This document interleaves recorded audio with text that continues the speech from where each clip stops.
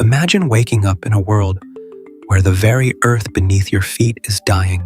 The rivers that once sang with the rush of crystal clear water are now nothing but cracked, silent scars winding through a barren landscape. The wind, which used to carry the sweet scent of blooming jasmine and damp, fertile soil, now brings only the choking, blinding dust of a desert, creeping closer every single day. You watch as your neighbors pack up their meager belongings, forced to abandon the lands their ancestors have farmed for centuries, simply because the rain has forgotten how to fall. Now, imagine being told that the solution to this apocalyptic nightmare, the weapon to fight back against the encroaching wasteland and the corrupt politicians who created it, is not a billion-dollar engineering project, not a massive international intervention, but something so small it can fit right in the palm of your hand, a single fragile seed. This is not a dystopian fantasy. This was the terrifying reality of Kenya in the 1970s. And this is the incredible, untold epic of Wangari Maathai, the woman who armed herself with nothing but saplings and started a revolution that would alter the physical map of an entire continent and echo through the halls of history forever. To truly understand the magnitude of what Wangari accomplished, we must first travel back in time to the Kenya of her childhood, a place that felt like an untouched Eden. Born in 1940, in the rural, mountainous region of Nyeri, Wangari grew up under the protective canopy of a colossal ancient fig tree. In the traditions of her Kikuyu people, this tree was not just wood and leaves. It was sacred. It was the gathering place of the community, the home of ancestral spirits, and a living testament to the delicate, perfect balance of nature. As a young girl, Wangari would spend her days collecting firewood with her mother, exploring the dense, emerald forests that teemed with wildlife. The streams ran so pure and cold that she would cup the water in her small hands and drink directly from the source, watching tiny, silvery frogs dart among the submerged roots. The land was generous. It provided food, shelter, and a profound sense of spiritual peace. But this paradise was living on borrowed time. The arrival of colonial rule and the aggressive push for rapid, unchecked modernization began to tear the very fabric of the Kenyan ecosystem apart.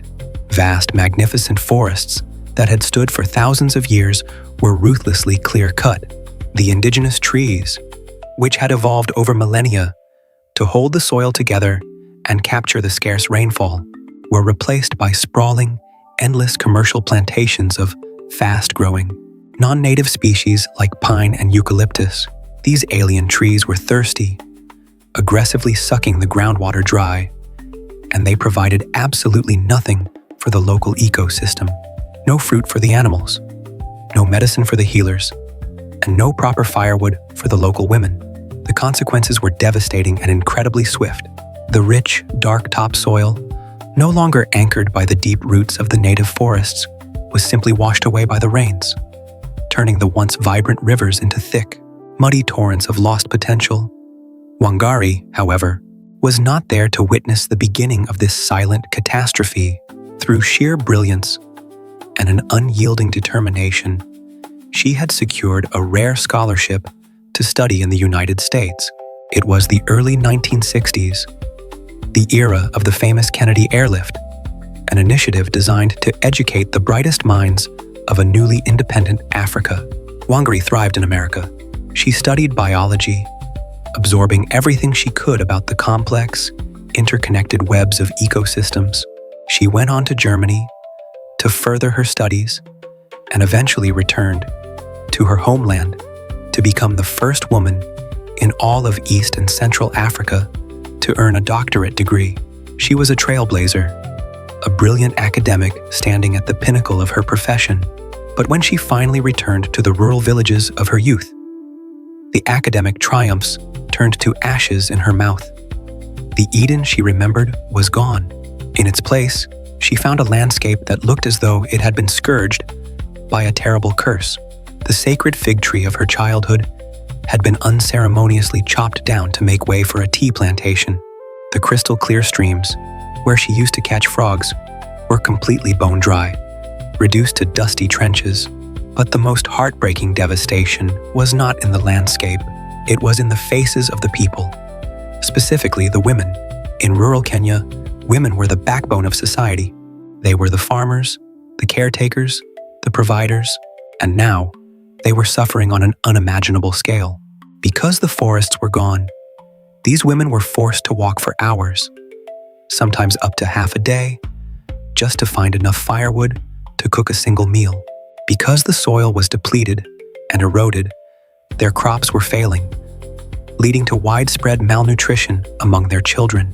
Because the streams had dried up, they were forced to drink contaminated water from stagnant pools, leading to a surge in preventable diseases.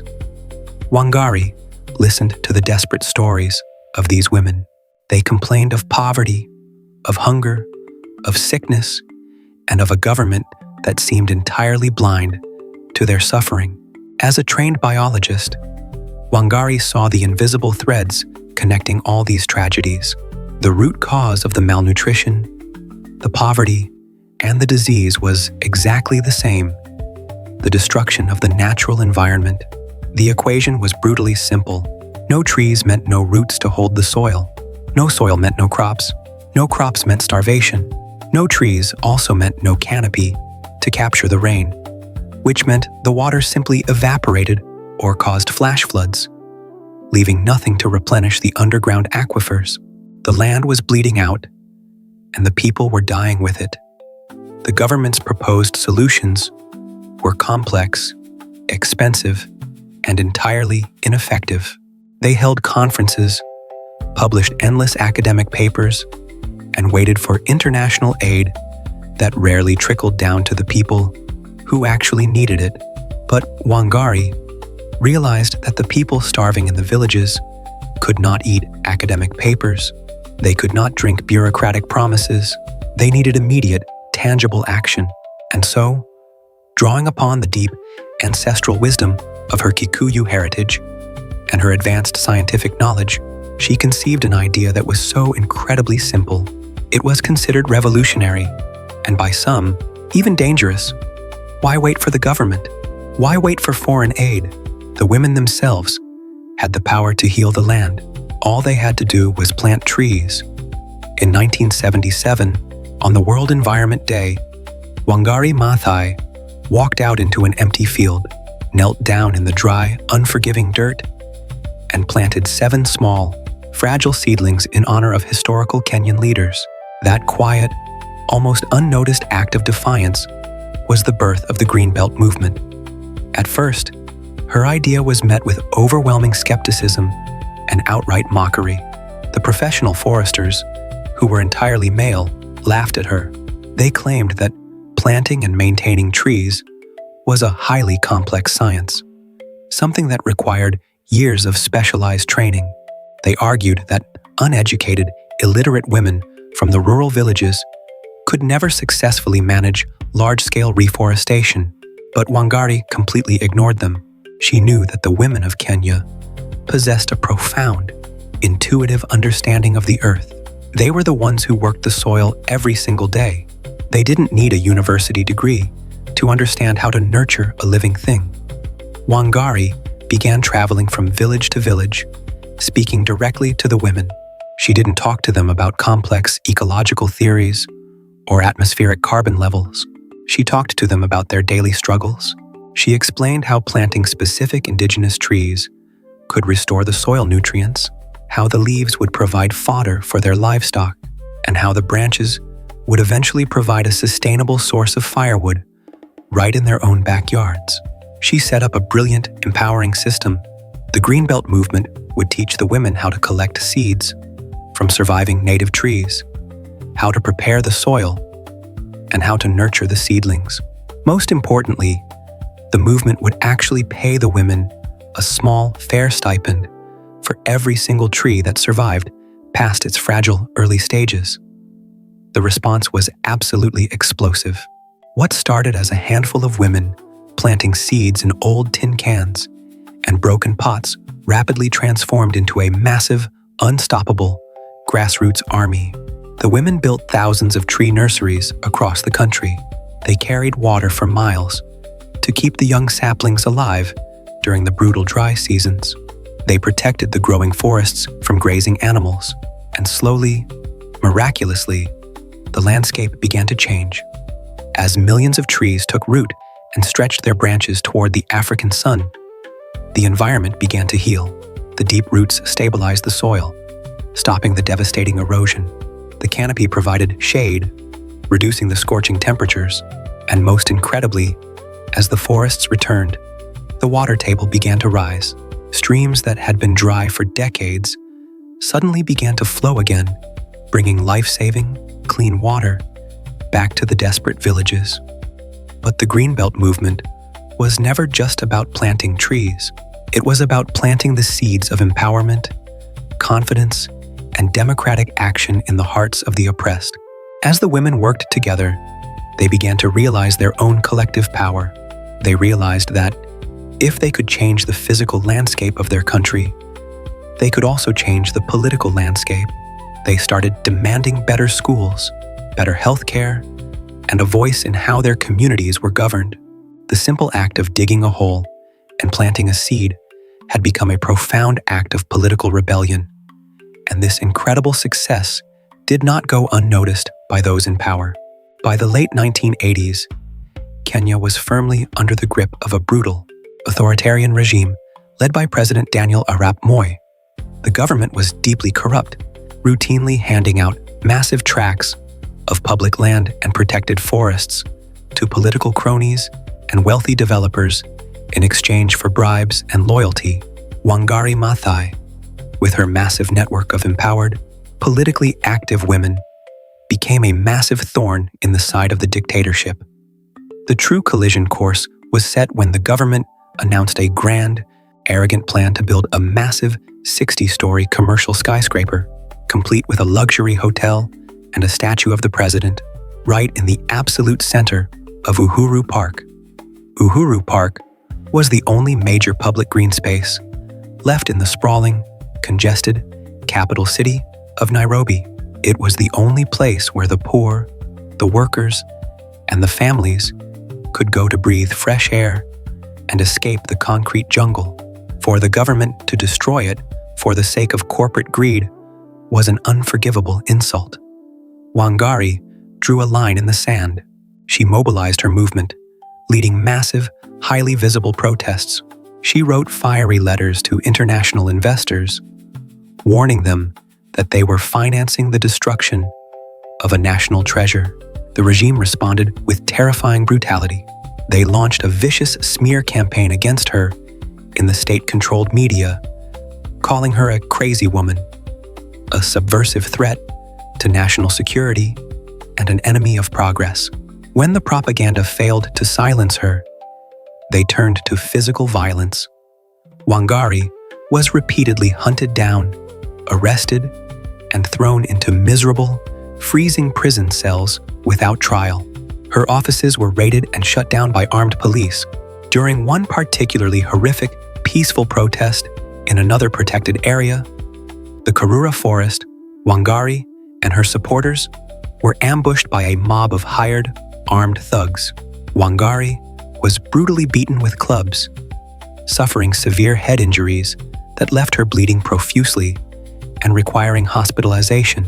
The imagery of this brilliant, educated woman, this fierce protector of the earth, lying bloodied on the ground simply for trying to save a forest, sent shockwaves around the entire world. The international community, previously blind to the regime's abuses, suddenly woke up. Under immense global pressure, the foreign investors pulled their funding for the Uhuru Park skyscraper. The project collapsed. The park was saved. Wangari had faced down a heavily armed dictatorship with nothing but her voice and her unyielding spirit, and she had won. Her courage became a beacon of absolute hope for the Kenyan people. The fear that had paralyzed the nation for decades began to crack. The environmental movement had seamlessly evolved into a massive, unstoppable pro-democracy movement. And finally, in the year 2002, the authoritarian regime that had terrorized the country was peacefully voted out of power in a historic democratic election. The people had reclaimed their country, and Wangari Maathai, the woman they once called crazy, was overwhelmingly elected to the national parliament, eventually serving as the assistant minister for environment and natural resources. The outsider had become the lawmaker, but the ultimate recognition of her breathtaking journey came in the year 2004, in a decision that surprised the traditional political establishment but thrilled the world. The Norwegian Nobel Committee awarded Wangari Maathai the Nobel Peace Prize. She was the first environmentalist in history and the first African woman to receive this ultimate honor. The committee recognized what Wangari had known all along. Peace is not simply the absence of war. True, lasting peace is impossible if the natural environment is destroyed. When resources are scarce, when water dries up and the soil dies, people are forced into desperate conflict over whatever is left. By restoring the environment, by empowering the poorest and most marginalized citizens to take control of their own destiny, Wangari had built the most solid foundation for peace imaginable. Wangari Maathai passed away in 2011, but her legacy is practically immortal. Because of her vision, the Greenbelt movement has planted well over 50 million trees across Africa, creating vast new forests that breathe life into the continent. But her greatest achievement is not the trees themselves. Her greatest achievement is the millions of people who look at a barren, hopeless landscape and know, with absolute certainty, that they have the power to change it. She proved that you do not need an army, you do not need immense wealth, and you do not need the permission of corrupt leaders to change the world. All you need is the courage to stand up, the willingness to dig your hands into the dirt, and the faith to plant a single seed. The story of Wangari Maathai is a resounding, thundering call to action for every single one of us. The earth is still crying out for our help. The wasteland is always trying to creep back in. So the only question that remains, the question that echoes from the rustling leaves of 50 million trees, is this: what seed will you plant today?